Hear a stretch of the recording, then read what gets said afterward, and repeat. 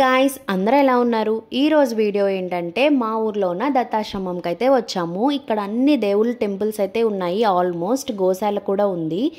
ఈ గుడికి రావడానికి ఒక రీజన్ అయితే ఉంది, మీకు కూడా చెప్పేస్తా, చూసేయండి వీడియో మొత్తం.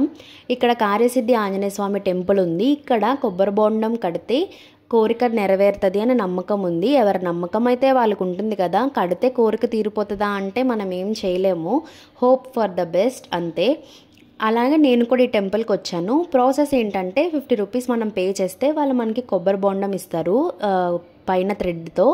అది తీసుకుని మనం టెంపుల్కి వెళ్తే పంతులు గారు మనతో పూజ చేపిస్తారు. ఇంకా ప్రాసెస్ కూడా చెప్తారనమాట.